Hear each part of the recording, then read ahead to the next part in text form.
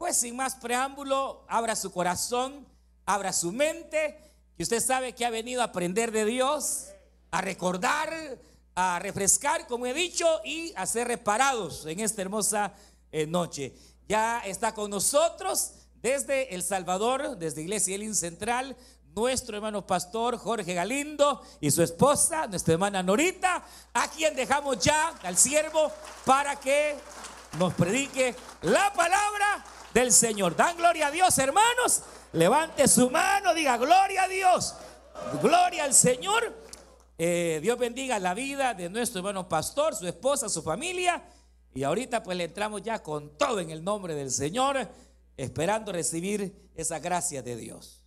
Muchas cosas, y creo que una de las cosas buenas que nos ha pasado es que nos ha dado más hambre de Dios, ¿verdad? Y el no tener estas conferencias, estos retiros así, nos debe llevar a tener deseos de que Dios nos hable.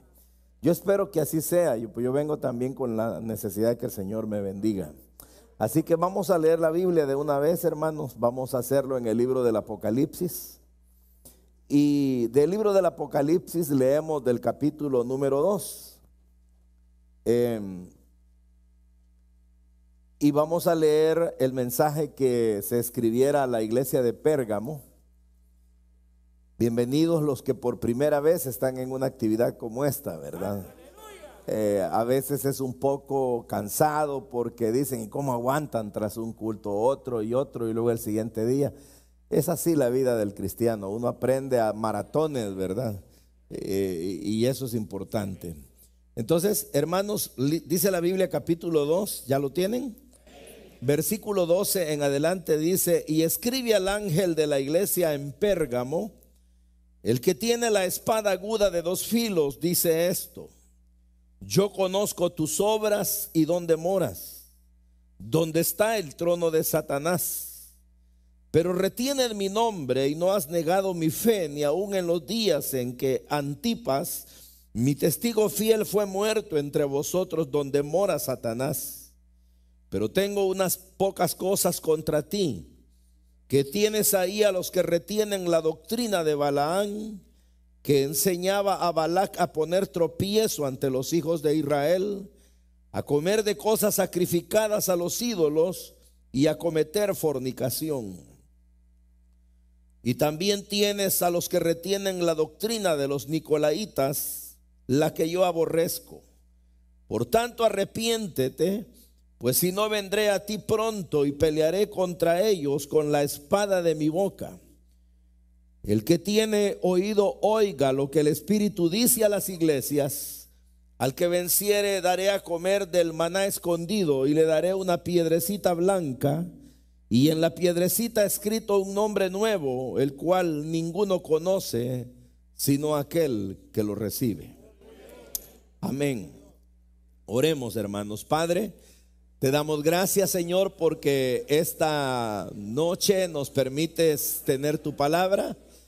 Gracias porque aquí estamos reunidos, Señor, con la necesidad de que tú nos hables. Aquí venimos, Señor, para ser instruidos. Te pedimos que nos ayudes.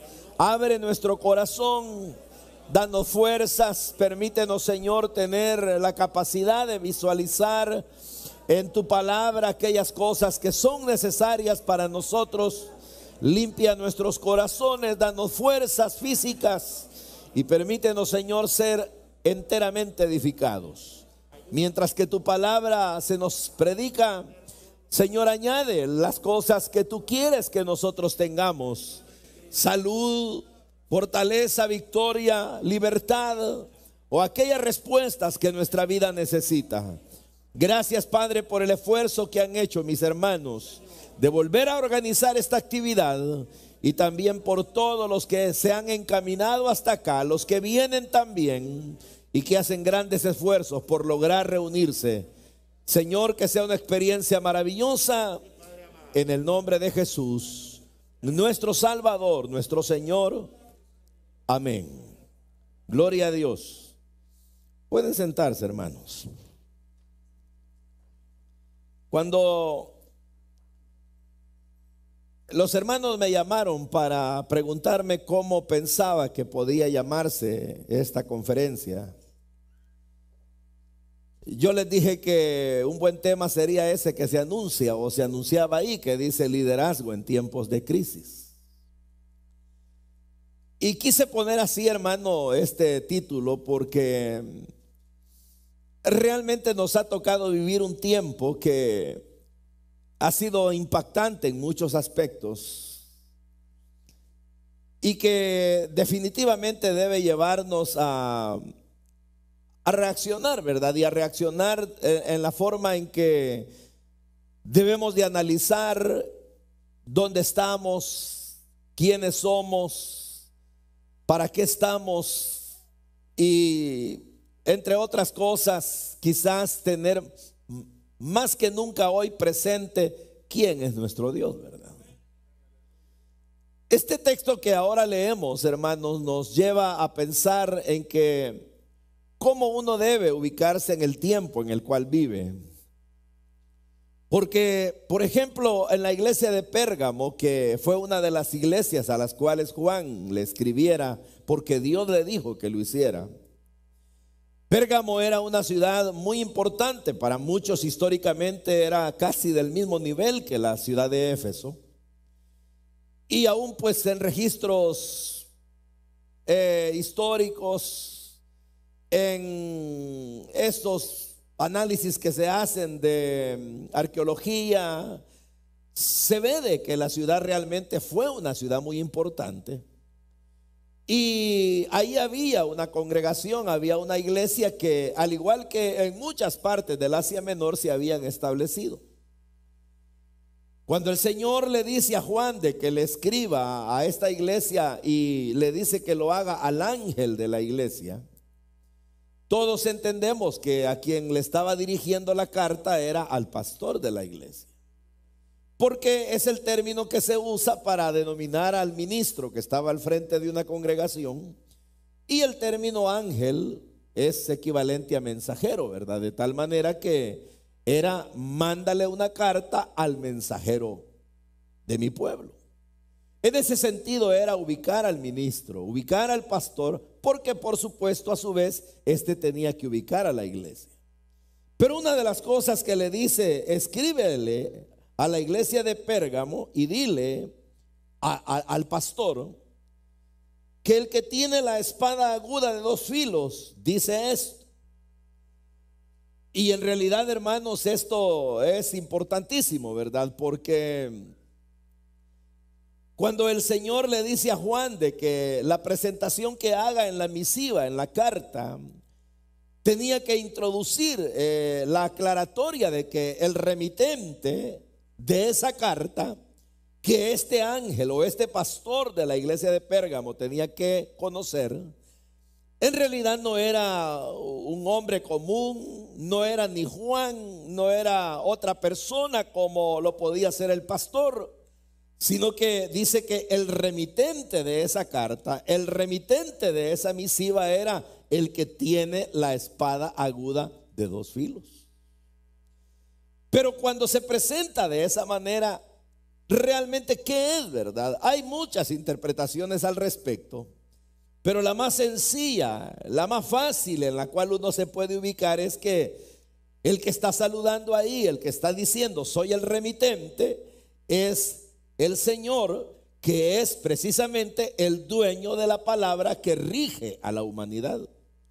Porque la realidad es que la palabra de Dios, la Biblia, si lo queremos llamar así, ese, hermano, ese es el escrito, el código de vida que rige los designios humanos. Y a los seres humanos, les agrade o no les agrade, lo que la Biblia dice exactamente es lo que Dios ha establecido para los seres humanos. Y por eso es que la Biblia habla de que ella es como una espada de dos filos, que corta, que penetra, que discierne. Y cuando aquí dice el que tiene esa espada de dos filos, que es cortante, la palabra es el que quiere aclararles la situación que como iglesia están viviendo. Y esto es bien importante porque muchas veces uno de cristiano, uno puede pensar que todas las cosas están bien.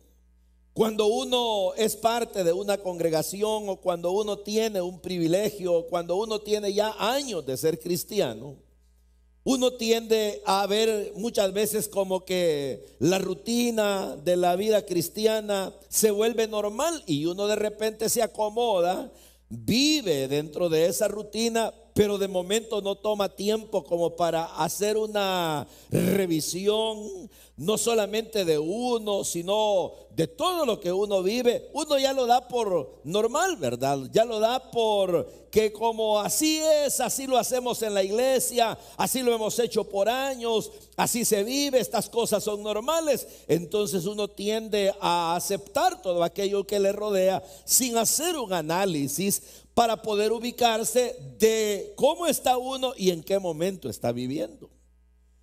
En el caso de esta gente, ¿cuánto tiempo tenían de ser iglesia del Señor? No lo podemos precisar. El libro del Apocalipsis para muchos se escribió allá por los años 90. Y resulta de que a estas alturas pues ya había una cantidad enorme de creyentes. Y también se habían asentado en diferentes lugares muchas congregaciones. Pero en el caso de Pérgamo, dice de que, por ejemplo, ella tenía cosas muy interesantes. Por ejemplo, era una iglesia obrera. Ahí dice: yo conozco tus obras. Y eso significa de que esa iglesia, dentro de sus virtudes, era una iglesia eminentemente trabajadora. Y cuando le digo trabajadora, no necesariamente era solo circunscribirse en las cosas del evangelismo, de trabajar para el Señor. No, era una iglesia que se proyectaba, porque las obras que una iglesia puede hacer no solamente tienen que ver con evangelizar al perdido, sino que las obras de una iglesia son innumerables, son muchas. Por ejemplo, asistir a los pobres, eso es importante de las iglesias. Ayudar a los necesitados, buscar a los desconsolados, como dice Santiago, la religión pura y sin mácula, que implica visitar al huérfano y a la viuda y apartarse de la mancha del mundo. Esa es la religión pura y sin mácula. Entonces quiere decir que en el obrar de la iglesia hay muchos aspectos, muchas áreas en los cuales la iglesia se puede ocupar. En oración, en predicar, en ayudar, en asistir, en cuidar de las viudas, en proteger al huérfano, etcétera. Entonces la iglesia tiene un campo vasto donde poder desarrollarse en obras. Y una de las cosas que Dios le dice a esta iglesia es: yo conozco tus obras. Yo conozco quién eres. Yo conozco cómo trabajas. Importante, ¿verdad? Es maravilloso que el Señor a uno le aplauda por algo y le diga: hey, yo conozco cómo te esfuerzas en trabajar para mí, en hacer obras que dignifiquen mi nombre y que hagan que el evangelio sea aplaudido. Yo realmente lo reconozco. Y ahí es bien importante que uno dice: bueno, si eso es así, una de las cosas primeras entonces que yo me tengo que hacer es ubicarme si de verdad yo soy amplio en obras o soy limitado, ¿verdad? Soy un cristiano que me limito a cierta clase de vida. Trabajo en lo material, voy al culto, tengo un privilegio, me congrego tal día, doy diezmos de lo que gano, ofrendo y trato de ser una buena persona en lo que cabe. Si nuestra vida llega hasta ahí, estamos limitados. ¿Verdad que sí? ¿Por qué? Porque la idea de un creyente es vivir pensando: ¿qué más puedo hacer? ¿En qué obras me puedo ocupar? ¿Qué hay que realizar? ¿Qué cosas puedo yo aportar? ¿En qué puedo colaborar? Entonces esta iglesia tenía esa característica. Yo les he dicho a ustedes que una vez, viendo un programa de televisión, me llamó la atención que lo hicieron en Hong Kong y que les preguntaban que por qué viven construyendo todo el tiempo. Y entonces la respuesta de a quién entrevistaron fue así. Él dijo: vivimos construyendo, somos una nación eminentemente obrera, trabajadora, dijo, porque siempre creemos que hay un paso más a la perfección. Y si hicimos algo hoy, mañana puede ser mejor.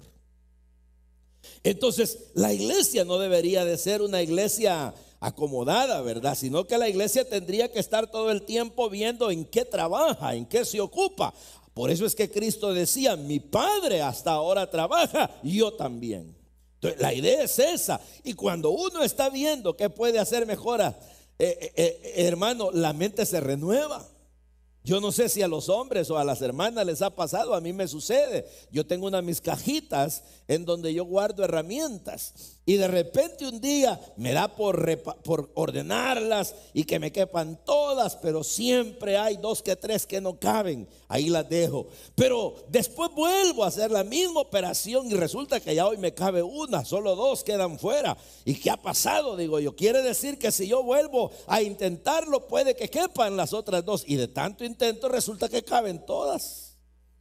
Entonces uno se va dando cuenta de que la vida siempre se permiten mejoras en lo que uno hace. Entonces esta iglesia era eminentemente obrera, pero luego viene y le dice el Señor: yo conozco tus obras y sé dónde mora, dónde tiene el trono Satanás. ¿Y esto qué es, verdad?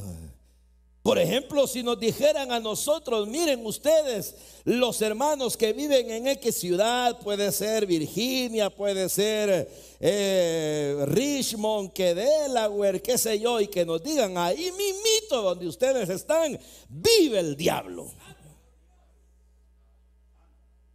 ¿Ah? Y es tan, pero tan su casa, que ahí tiene su sede. ¿Ah? Ahí tiene su trono. ¿Usted cómo se imaginaría una ciudad así? Donde le digan: mire, ahí vive el mero diablo, ahí tiene el trono. Mire, hermano, uno pensaría realmente que eso es un infierno, pues, ¿verdad? Uno dice: si donde el diablo vive es el infierno, va a morar ahí en el lago de fuego. Entonces, ¿cómo es? Realmente estará en ciudades muy malas, malas en el sentido que es lo que ocurre con las ciudades, ¿verdad? Yo no sé ustedes, pero cuando piensan en una ciudad, ¿en qué piensan? En las ciudades. Miren, en las ciudades hay bancos, en las ciudades hay hospitales, en las ciudades hay tiendas, en las ciudades hay almacenes, hay fábricas, hay mercados, hay transporte, hay casas, hay edificios, pero también hay ladrones, hay prostitutas, hay drogadictos, hay asesinos, hay de todo. ¿O no? Porque así como la ciudad admite una clase de cosas, requiere de las otras, y no porque sean normales, sino porque hay. Entonces, cuando dice: ahí tiene el trono Satanás, no, hombre, eso ya le puede decir a usted mucho, ¿verdad? ¿Cómo es? Yo no sé si han ido ustedes a Las Vegas, pero cuando uno le dicen: hey, usted, pastor, ¿qué anda haciendo en Las Vegas? Esta es la ciudad del diablo. ¿Y qué hacen aquí? Claro, porque usted se va de noche a caminar por esas calles. No, hombre, si esa es la perdición, ¿verdad? Ahí un día nos dejan en un hotel a nosotros que para llegar a la habitación teníamos que pasar como una cuadra o 100 metros de puro casino, ¿verdad? De puro casino pasábamos en medio de las mesas donde estaban jugando, tomando las mujeres, los hombres, y ese desorden para llegar. Y cuando llegamos al ascensor, cualquiera hubiera pensado: fumó el hermano Galindo, porque yo pasaba y agarraba todo el humo de la gente que estaba ahí. Pero, ¿qué son esas ciudades? Son convulsivas, son ciudades bien llenas de vicios y de todo tipo de maldad. ¿Cómo puede pensar que era Pérgamo?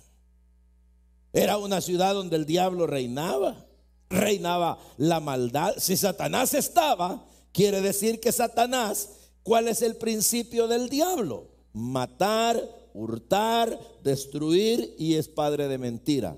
Vaya, ahí tiene usted el diagnóstico.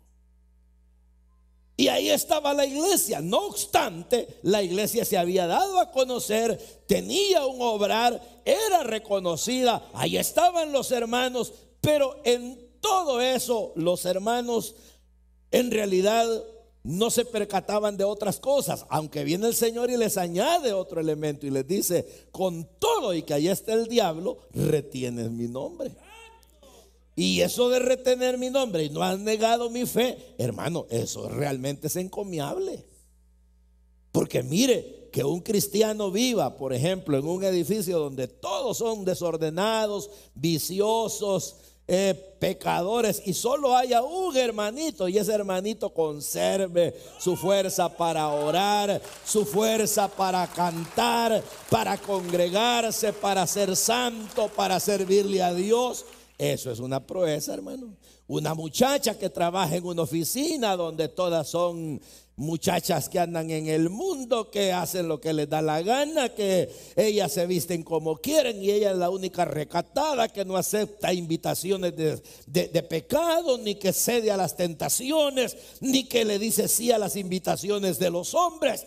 En cambio que tal vez el resto hace lo que quieren, y que esa mujer se mantenga y se mantenga pura y se mantenga limpia en medio de un ambiente así. Yo le digo, eso es encomiable.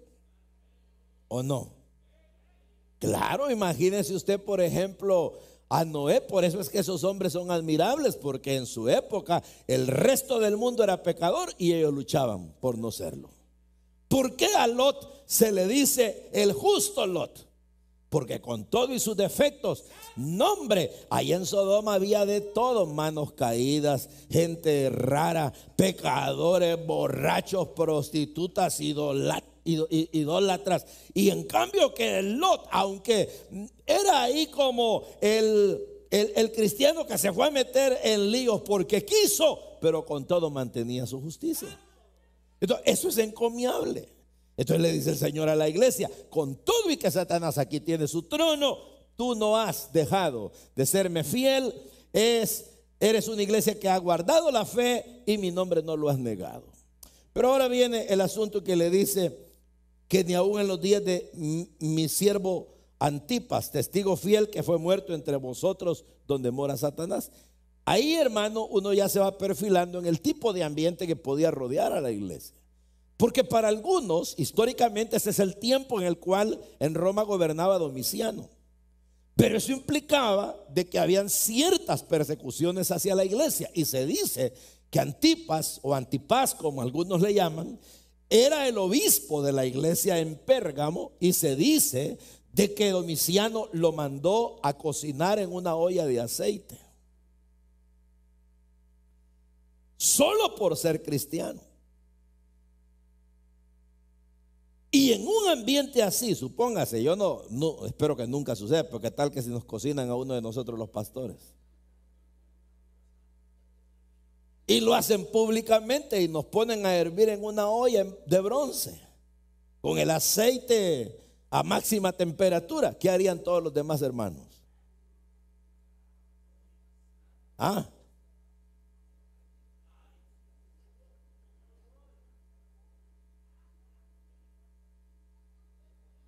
A veces como uno mira de lejos estas cosas, ¿verdad? Dice uno, no, hermano, yo creo que aguantaríamos, quién sabe.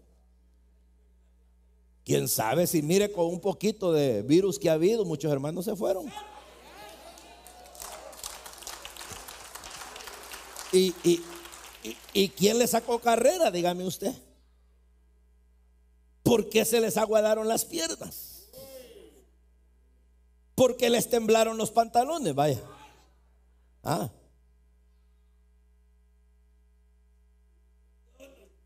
No, yo les pregunto.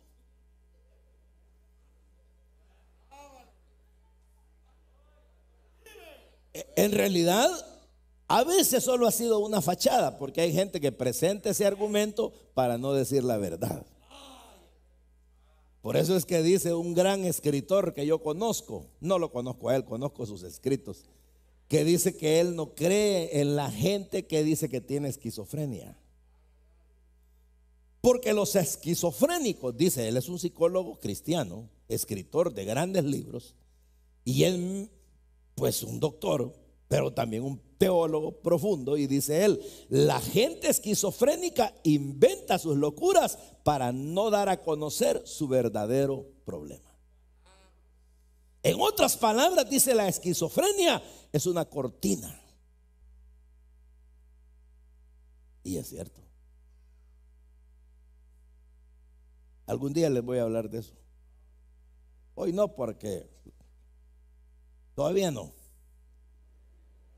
Pero el asunto es de que viene el cristiano ahora dice, mire, es que hermano, esto está duro. Mire, la gente se muere, la gente se enferma, ya ve. Y uno que tiene ciertas enfermedades, de acuerdo. Pero ¿sabe qué? Ahí andan comprando, andan en los moles, van a la playa, van al trabajo, van al supermercado. Y lo peor, a veces sin mascarilla y sin vacunarse. Entonces, pero dicen al culto no voy. Mucha gente, hermano.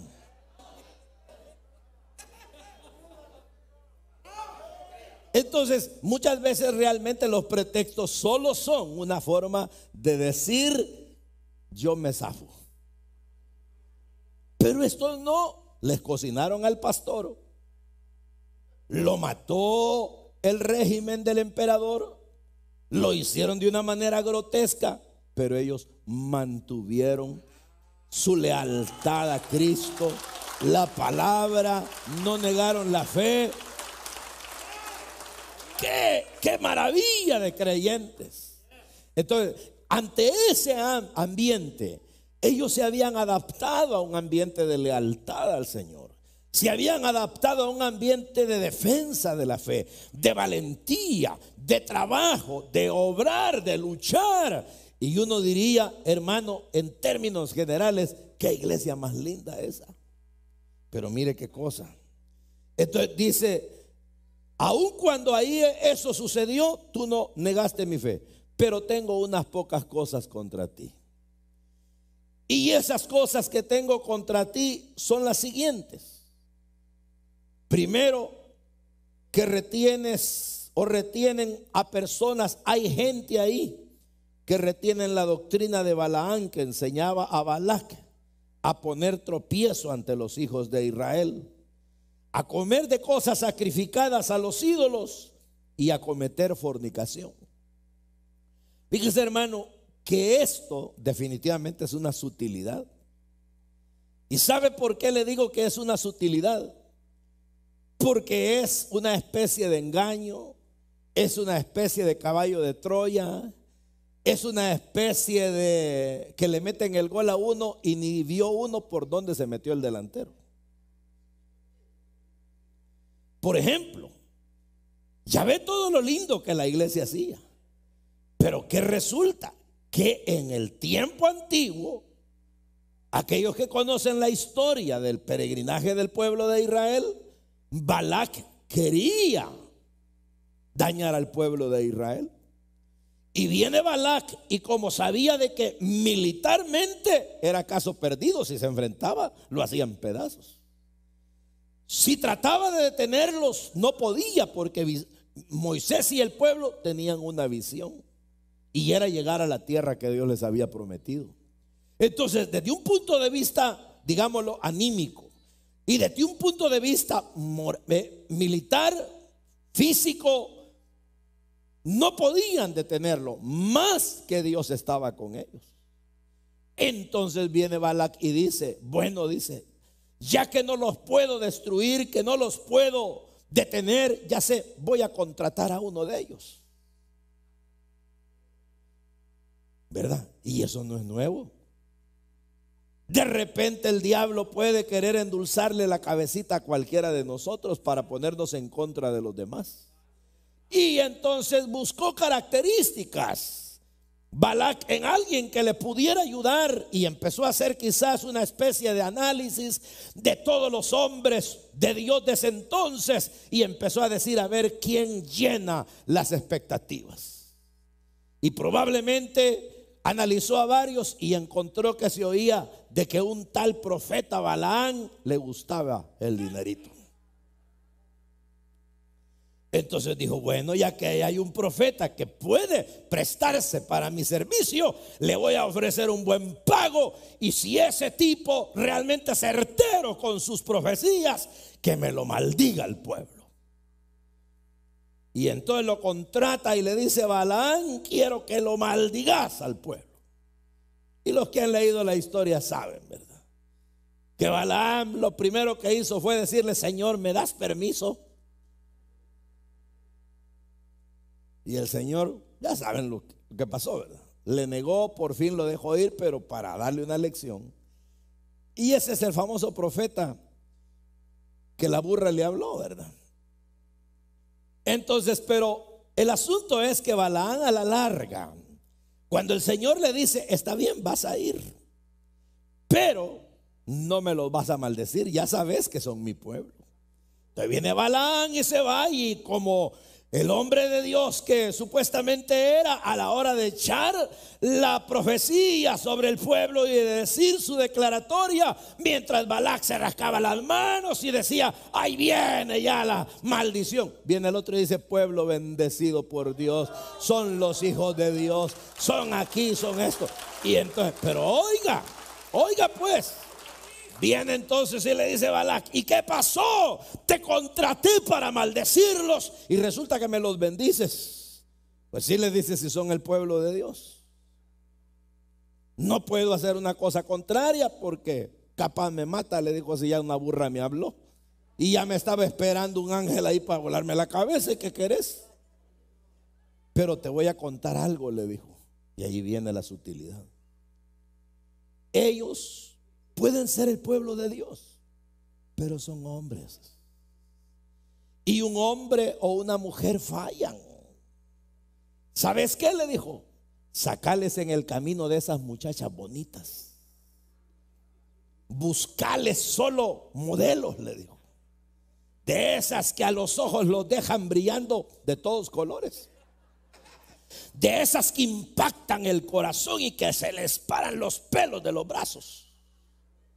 Y vas a ver si solitos no caen. Y cabal, hermano, cabalito, que les saca una cantidad de mujeres, sino que los hace pecar, pues.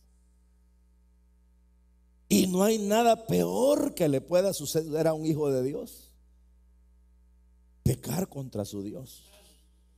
Porque entonces ya no necesita ni COVID, ni espada, ni pobreza, ni nada, sino ahora se le vino todo encima. Porque pecar contra Dios es buscarse uno mismo el daño. Entonces, ¿qué resulta? Le dice, esas mujeres los van a hacer pecar. Y eso pasó. Los tipos fornicaron. Y fue cuando entonces vino la debacle para Israel. Dios lo golpeó, lo trituró. ¿Por qué, hermano? Porque habían pecado. Y ahora, ¿qué resulta? Con el tiempo, habían hermanitos dentro de la iglesia que según los demás eran líderes, eran siervos, eran siervas, si hasta lenguas hablaban.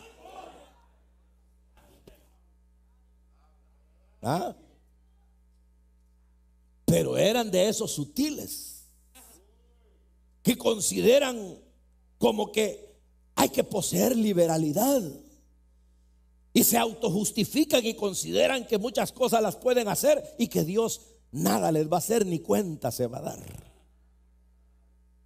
Y olvidan que aunque pueda estar todo oscuro, Dios sigue viendo todo. Olvidan que aun cuando todo se conmueva, Dios sigue estando firme. Se olvidan que aun cuando todo se ponga turbio, Dios sigue siendo el que tiene el control. Y entonces viene y dice, permitían a los que tenían esa doctrina. Y una doctrina es una enseñanza. De hecho, aquí la palabra que se traduce del griego es didaqué.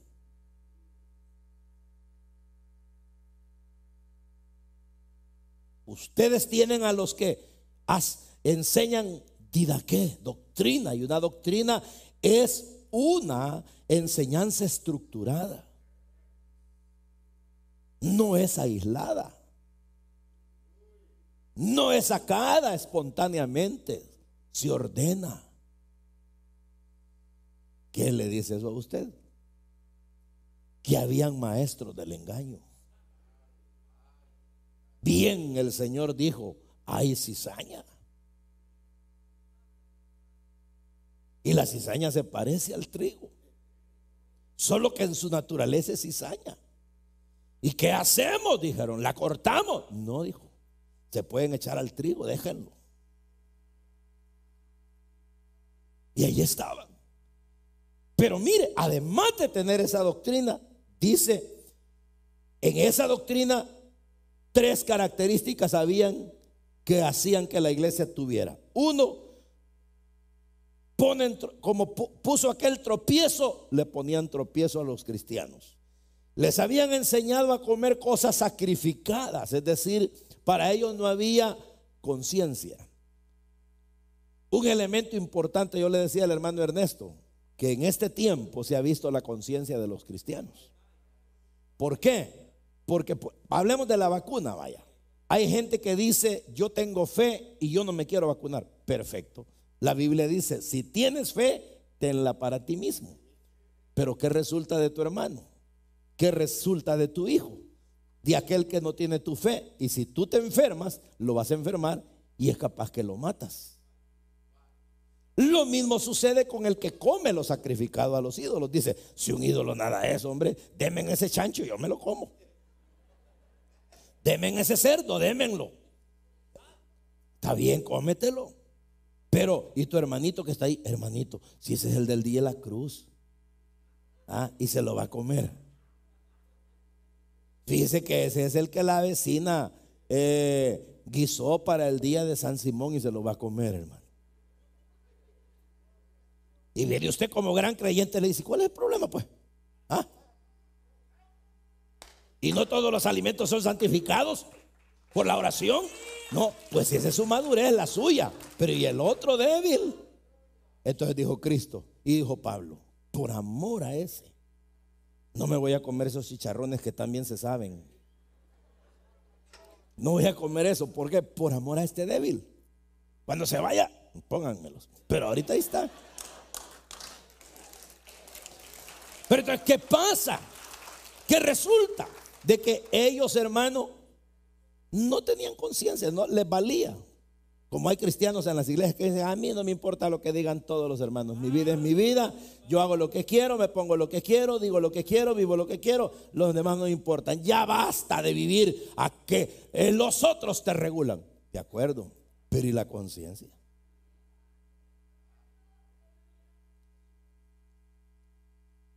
¿Y que acaso no tengo derechos? Pues cómo no, pero ¿saben dónde comienzan los derechos de uno? Donde terminan los del otro. Tú no puedes pisotear los derechos de otro por los tuyos. Los tuyos van a valer cuando los del otro se hayan cumplido.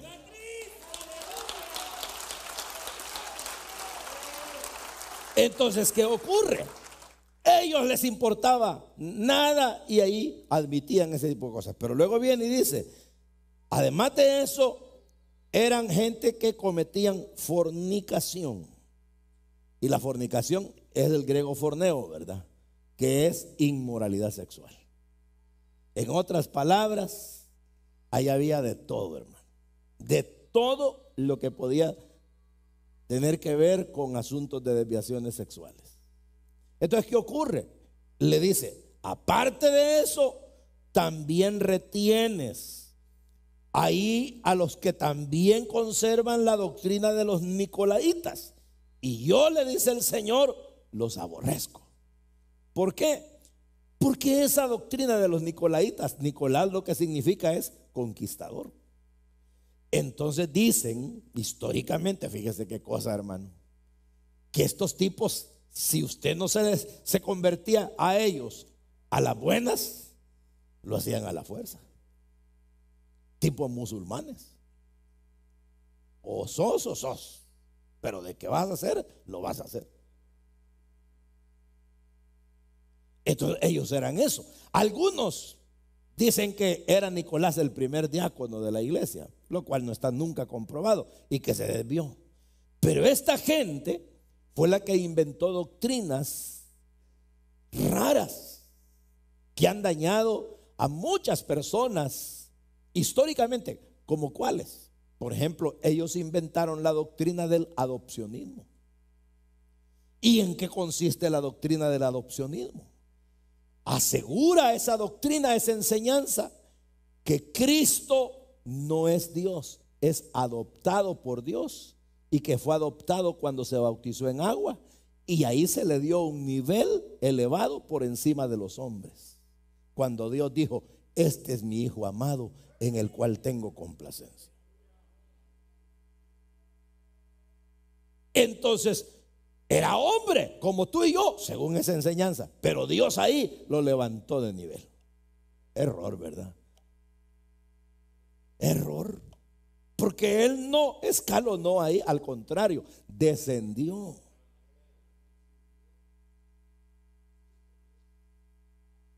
Ahora el asunto es, no es que el hombre se hiciera Dios, Dios se hizo hombre.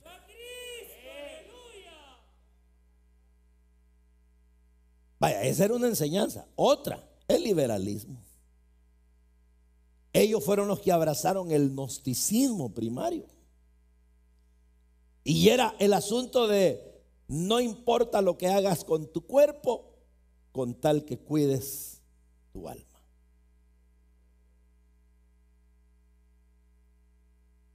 Entonces a tu cuerpo dale rienda suelta. Lo que quiera, quiere baile, dale baile. Quiere sexo, dale sexo, hombre. Quiere lo que quiera, dáselo. Porque mientras no te toque el espíritu. Y muchos de esos hermanitos decían: qué bonito, cómo piensa el hermano tal, cómo piensa la hermanita tal, que me gusta, ¿verdad? Y de repente oye una predicación de santificación y de llamado al compromiso. Y como están los otros que piensan de esa forma, van corriendo donde ellos. ¿Y usted qué piensa de lo que predicó el pastor? Porque quieren oír la opinión del liberal, del pecador.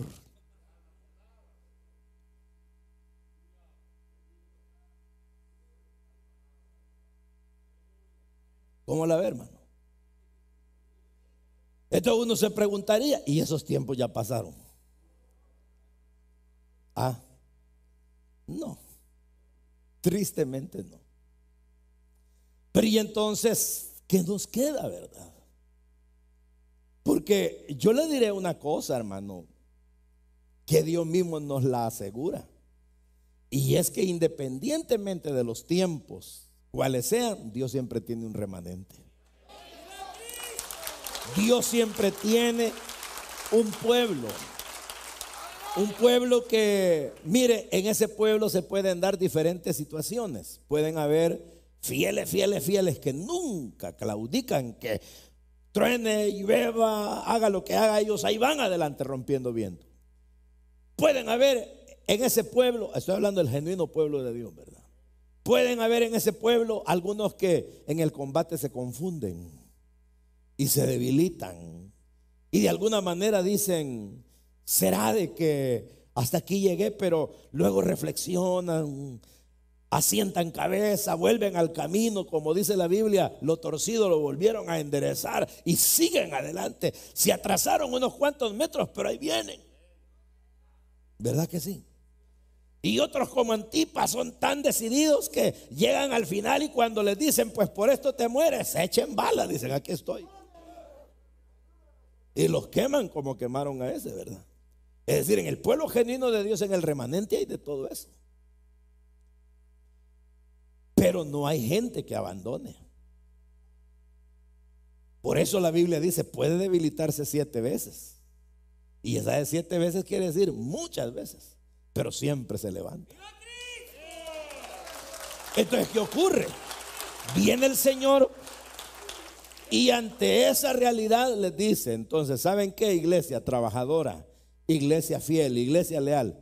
Miren, ubíquense cómo está todo. Les estoy dando un panorama. ¿Para qué? Para que aterricen a la realidad y ante lo malo que pueda haber, hagan esto: arrepiéntanse. Arrepiéntanse. Y al arrepentirse, saben que el arrepentimiento agrada a Dios. Y saben que el arrepentimiento implica humillarse, reconocer, saber que uno quizás dejó de hacer cosas buenas porque se involucró tanto en lo que hacía que no se fijó que habían otras buenas, o peor aún, toleró cosas malas que ahí venían. Y, no, y las dejó como normales. Como normales, ¿verdad? Y como normales, como cuando hay un clavo en la pared. Y ahí está el clavo. Y nadie cuelga nada ahí, pero ahí está ese clavo. Y entonces usted nunca se ha puesto a pensar que si se tropieza y con la frente pega en ese clavo, se mata. Entonces un día reflexiona y dice usted, en realidad que ese clavo está bien peligroso. Y busca un martillo y lo saca. Adiós peligro. Por lo menos del clavazo no se va a morir. Pero entonces le dice el Señor, arrepiéntete, porque si no lo haces, seré yo. ¿Y yo quién soy?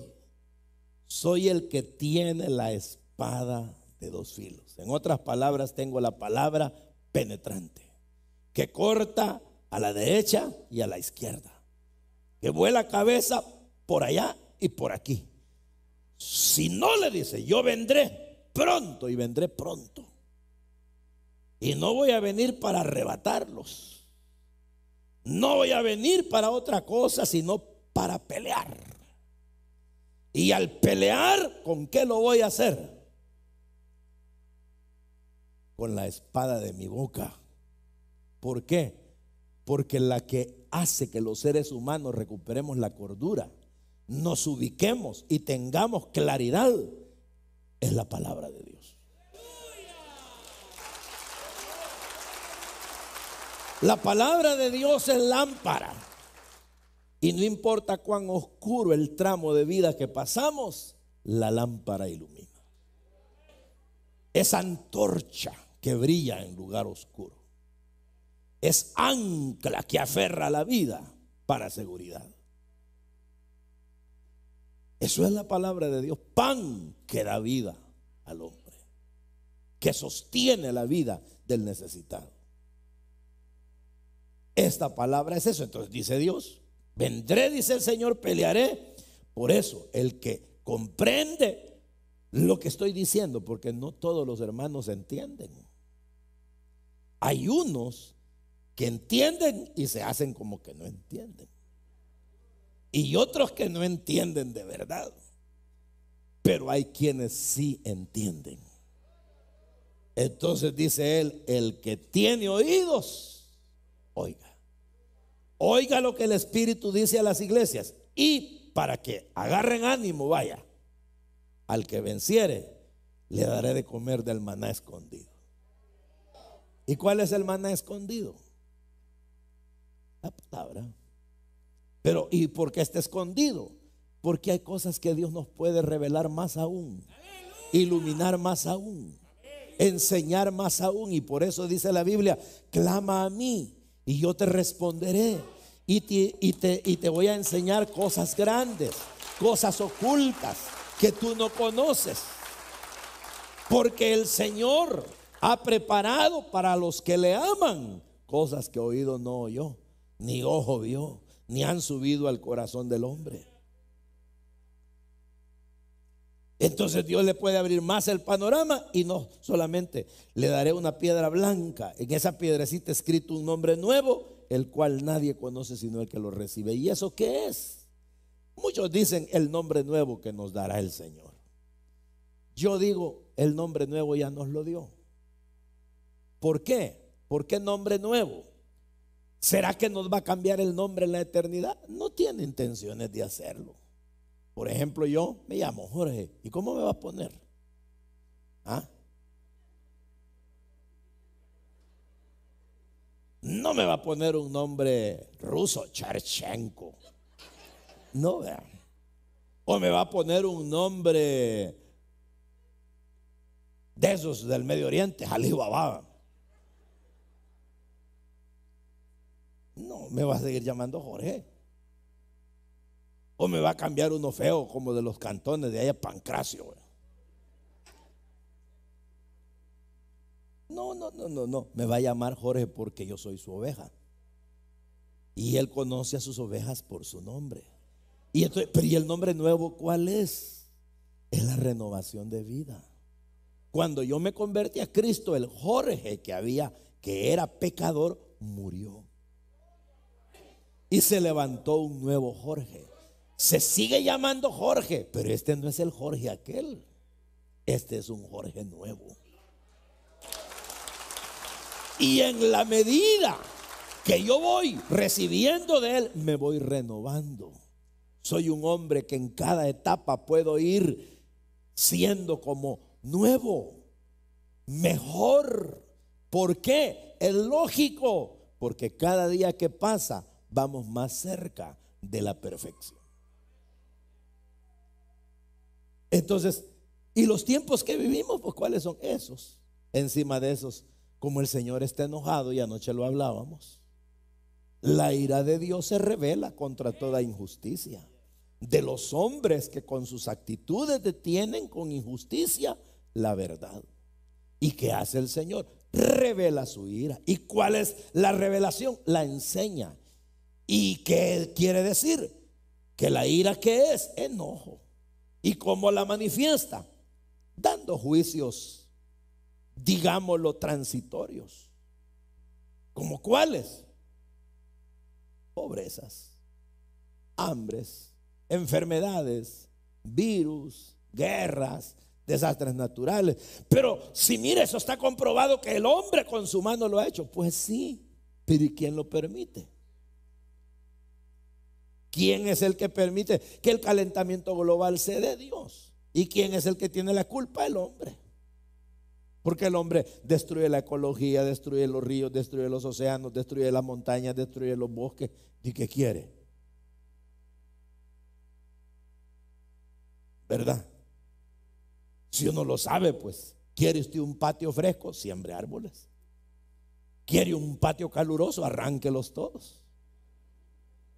Póngale cemento al piso y ya va a ver. ¿Verdad? ¿Quiere arruinar el manantial? Tire todas las bolsas de basura que quiera. Échele perros muertos, ya va a ver. Claro, si el hombre es el artífice de su mal. Igual, ¿y quién provoca la ira de Dios? El hombre. Si Dios está tranquilo, si Dios no está buscando pelear con nadie, si Él no está diciendo, ojalá que ese que viene ahí haga algo malo para pegarle un sol. No, Dios no está, Dios no tiene ese problema. Es uno el que se la busca, ¿verdad? Entonces, ¿qué ocurre? Que el Señor viene y allí nos tiene el mundo, donde la gente se confunde, donde hay corruptos, donde hay políticas confusas, donde uno no sabe quién lo gobierna, si es hombre, si no es hombre, si es del diablo, si no es del diablo, si lo que está haciendo va a bendecir a la gente o la va a dañar. Uno no entiende, solo el tiempo puede traernos respuestas. Pero ¿y nosotros qué vamos a hacer? Identificar. Y si somos una iglesia trabajadora, seguir trabajando. Y si somos una iglesia leal a Cristo, sigamos siendo leales a Cristo. Y si somos una iglesia que guardamos la fe, guardemos siempre la fe. Pero ojo, observemos, no vaya a ser que nos quieran meter gol por donde menos pensamos, porque Satanás ya lo vimos. Y como dijo Pablo, no ignoramos sus trampas. Y las trampas de este tirano no es venir de frente, es rodear. Él rodea.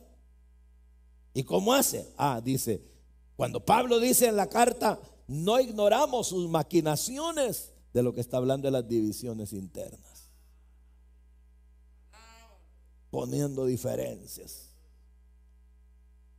Y el diablo es feliz, ¿verdad? Cada vez que un matrimonio se divorcia, feliz el diablo. Qué bocadillo, dice. Cada vez que una familia se desintegra, qué manjar. Cada vez que una iglesia se rompe en pedazos y se salen 10, ¡guau!, dice el diablo. Gané la Champions.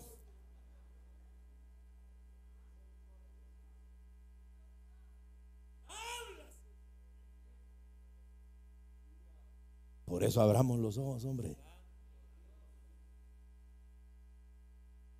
Por eso vale la pena, tipo los soldados de Gedeón, beber agua, pero con una mano sosteniendo la espada. Agarremos agua para alimentarnos con una, pero con la otra estemos listos. porque los tiempos son malos. Y en un mundo así, la pregunta que vamos a empezar a contestar en el siguiente culto es: ¿qué líderes se necesitan?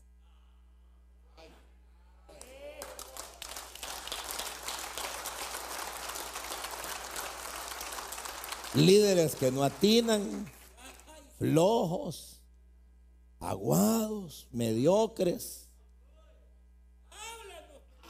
Yo le pregunto, incrédulos, sin compromiso, sin pasión, sin valentía, o se necesitan gladiadores, hermano.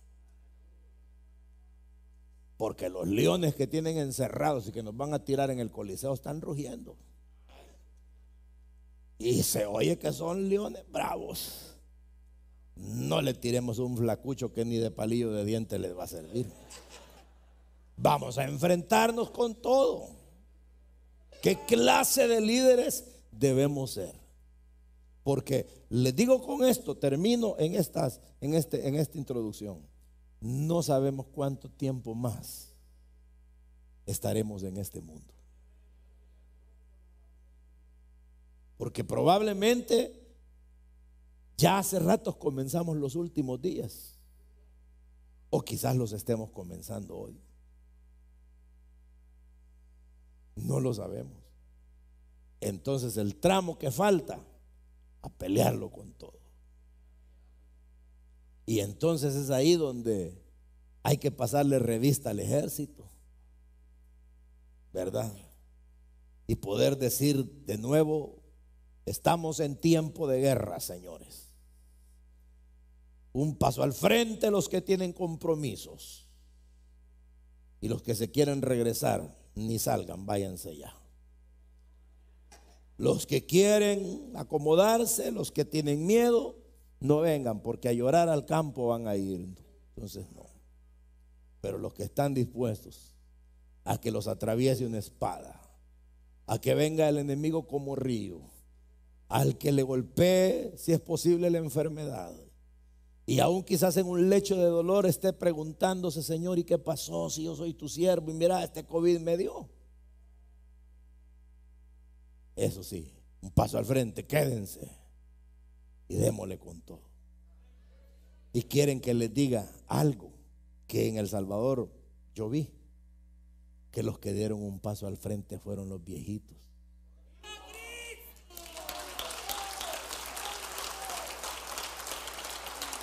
Las señoras que habíamos dicho no las arriesguen, porque son personas con enfermedades degenerativas, son expuestas porque tienen arriba de 50 años. Fueron las que se quedaron a pelear, a orar y con tapabocas, y uno diciéndoles: hermanita, ¿y por qué viene? ¿Cómo que por qué viene?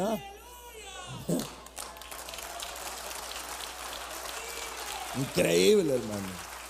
Increíble. Y cuando yo las miraba, yo mismo me decía: pena me da. Pero al mismo tiempo era inspirador, ¿verdad? Porque yo decía: no, hombre, qué barbaridad, ¿cómo me voy a quedar yo, verdad?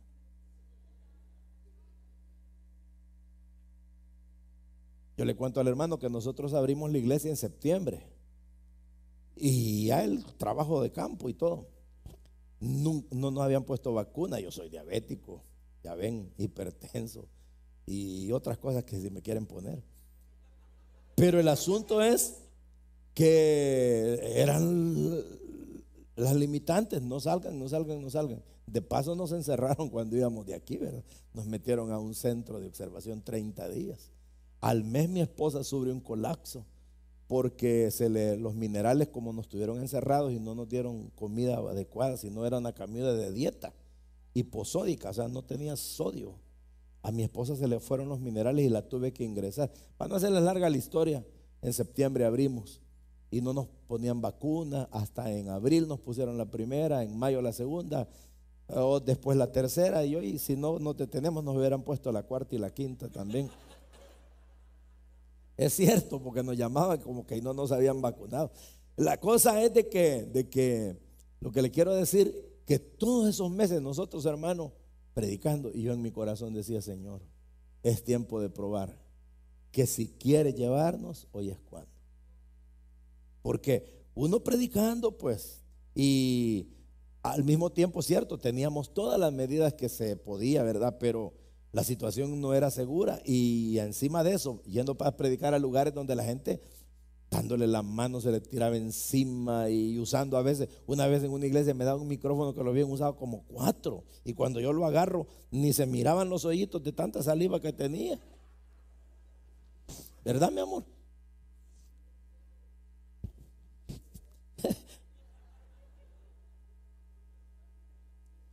Y entonces, pero el Señor nos ha guardado hasta este día.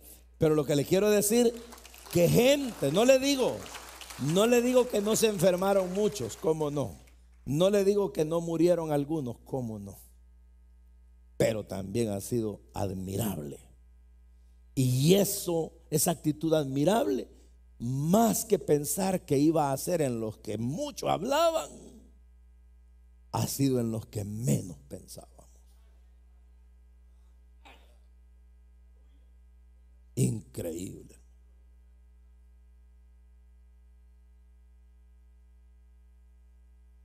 Y en 6 meses, ya ve El Salvador, aquí ustedes tuvieron trabajo, allá se cerró todo.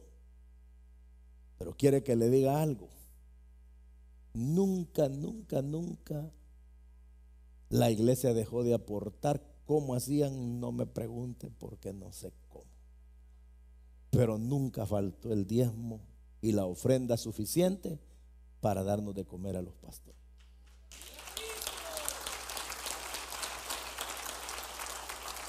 Cada quincena y cada 30 que me llamaban y me decían: pastor, ya está su depósito en el banco. Yo decía: ¿y de dónde salió? ¿Y cómo está eso ahí? Que el pueblo conseguía, no sé cómo le mandaban, trabajaba, iban a depositar a un banco para la iglesia, para que la iglesia tenga su fondito. Eso es admirable, hermano. Les dijimos: no nos admiten más de 800 en el auditorio.